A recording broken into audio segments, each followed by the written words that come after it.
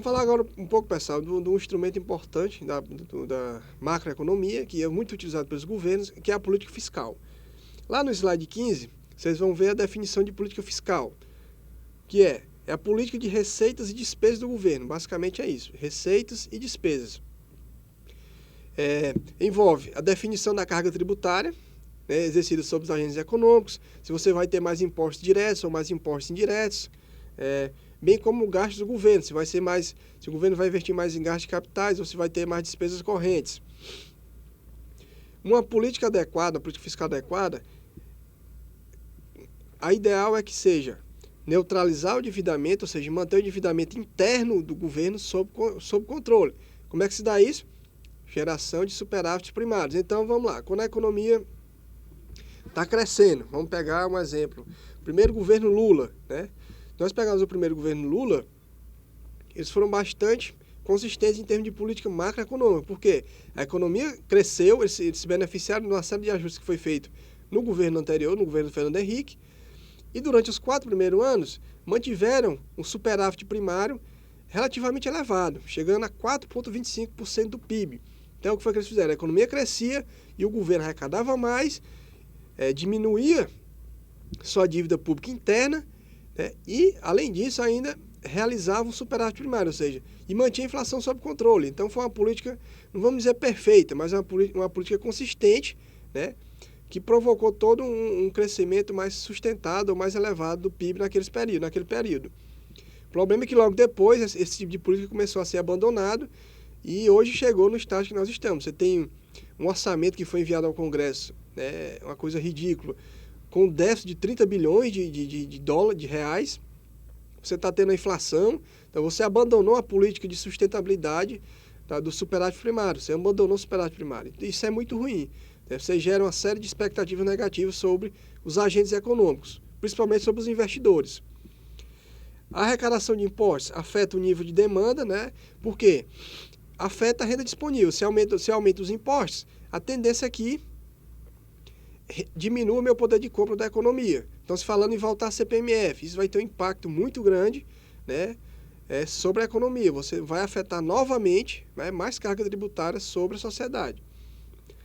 Dado o nível de renda, quando maiores os impostos, menor será a renda disponível e, consequentemente, o consumo. Então, os gastos, com relação aos gastos, são diretamente um elemento da demanda. Quanto maior o gasto, a tendência é que aumente o consumo e maior o produto. Só que você aumentar gastos demasiadamente, que não gerem aumento da capacidade produtiva do país, gera-se um risco de gerar inflação, porque o consumo vai aumentar a curto prazo, a produção não vai aumentar na mesma proporção e não vai ter oferta disponível para suprir a necessidade dos agentes econômicos. Com relação ao setor externo, pessoal, ele é basicamente formado pela balança de pagamentos, ou balanço de pagamentos mais conhecido. O que é o balanço de pagamentos? Está lá a definição no slide 16. Registro estatístico contábil de todas as transações econômicas realizadas entre os residentes de um país com os residentes dos demais países. Se divide basicamente em quê? Balança de transações correntes e a conta de movimento de capitais. A balança de transações correntes é formada pela balança comercial, balança de serviços e de rendas, né, e transferências unilaterais. A conta de movimento de capitais é formada por conta capital e financeira, né, são as contrapartidas financeiras das importações, exportações, da balança de rendas e de serviços. E por último nós temos erros e emissões, né, que são, podemos dizer assim, aqueles valores que não têm uma exatidão contábil mais precisa. Com relação às exportações, né, nós temos alguns fatores que determinam se o país exporta mais ou importa menos, ou importa mais e exporta menos.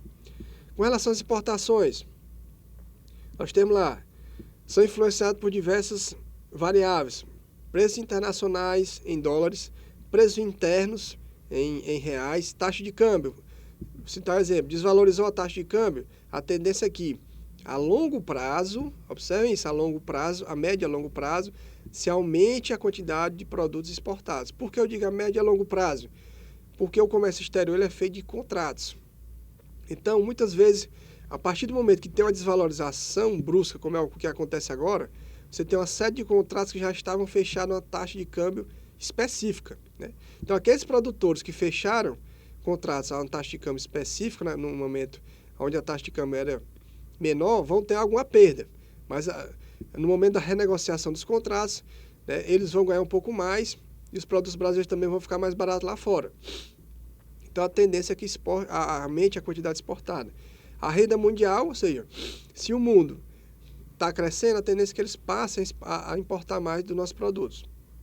Subsídio, incentivo às exportações, isso, em termos de comércio internacional, é complicado, né? Tem a OMC muito rígida com relação a isso, a esse tipo de subsídio, a incentivos, né? Não é qualquer tipo de incentivo que pode ser dado. As importações, da mesma forma, preços externos em dólares, preços internos em reais.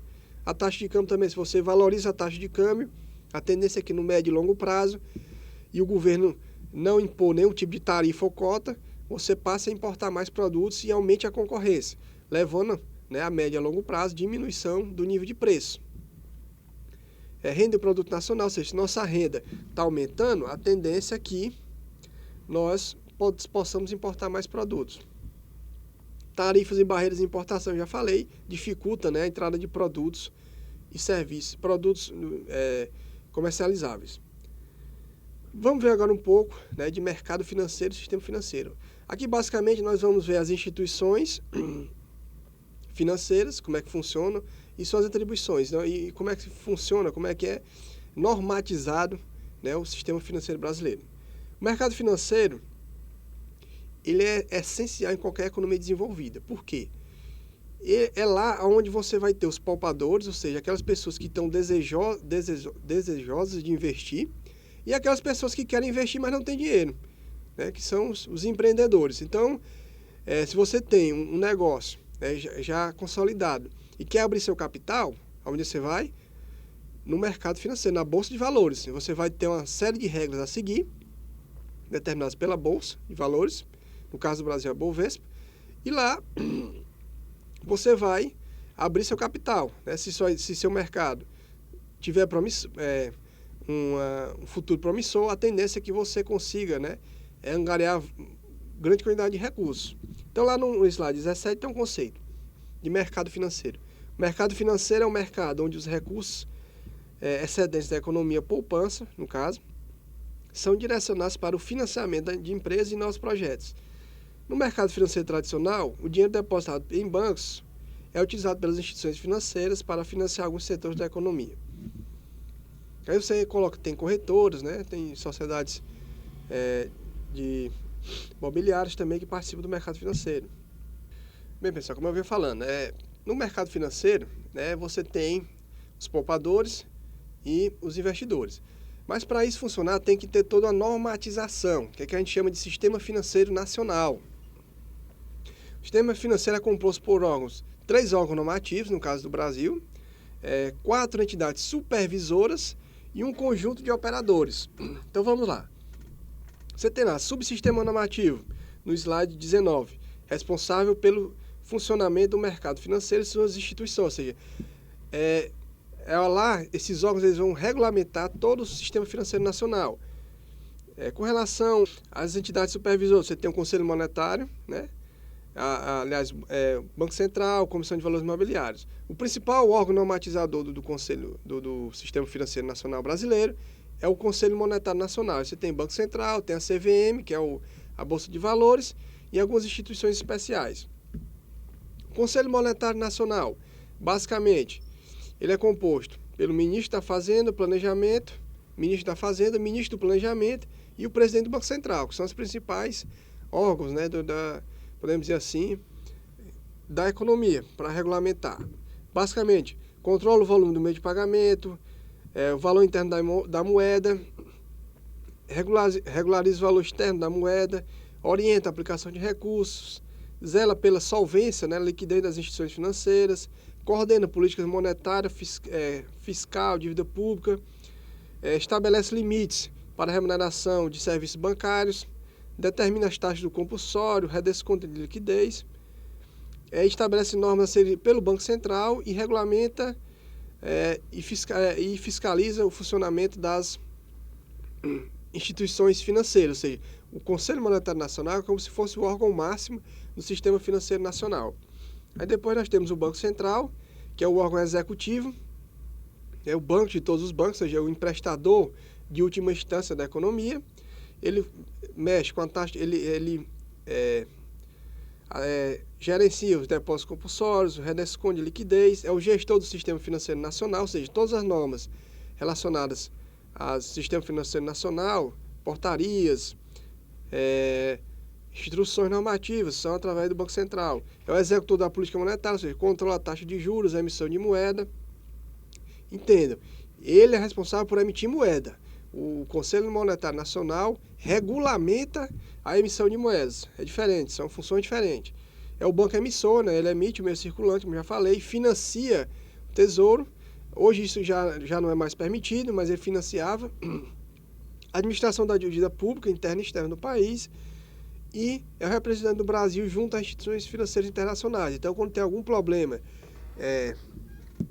relacionado à economia monetária, podemos dizer assim, do país, o nosso representante oficial é o Banco Central do Brasil. Você tem a Comissão de Valores Imobiliários, que normatiza, fiscaliza o mercado de valores, no caso a Bovespa. Você tem a SUSEP, que trabalha basicamente com a questão dos seguros, né? Fiscaliza companhias de seguros privados e regulamenta, né, o mercado de resseguros. Superintendência de Previdência Complementar, ligada ao Ministério da Previdência, fiscaliza as entidades de previdência complementar fechada e aberta também.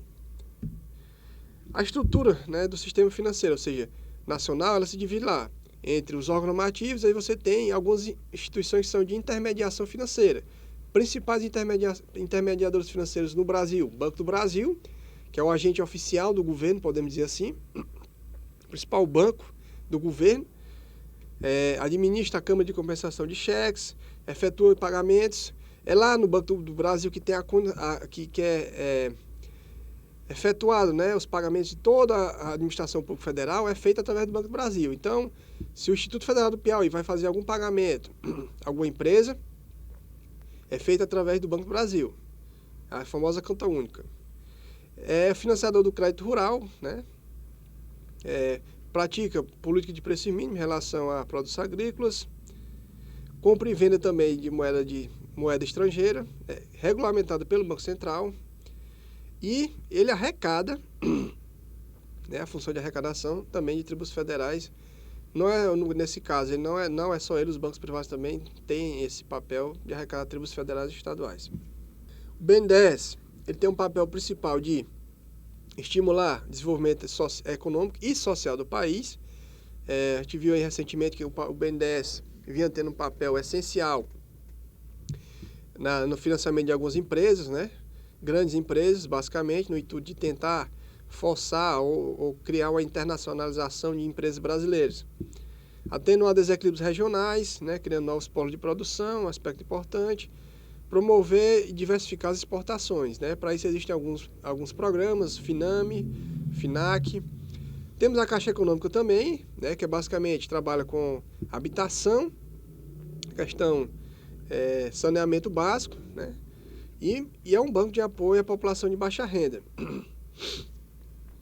Ela administra também o FGTS, o PIS, né? O COFINS, as loterias. Por último, nós temos o subsistema operativo, né, que são as instituições financeiras bancárias, bolsas de valores, corretores e distribuidores. Esse subsistema é composto pelas instituições bancárias e não bancárias que atuam na intermediação financeira. Então é basicamente isso, pessoal. A questão do mercado do sistema financeiro nacional era mostrar mais as características das principais instituições, né? A gente viu o papel principal da macroeconomia, as metas, a política fiscal, como é que atua, né? A questão da inflação, que ela é ruim para a sociedade, a importância também da sustentabilidade da dívida do governo. Então, foi um prazer estar com vocês. Qualquer dúvida, a gente se vê no fórum.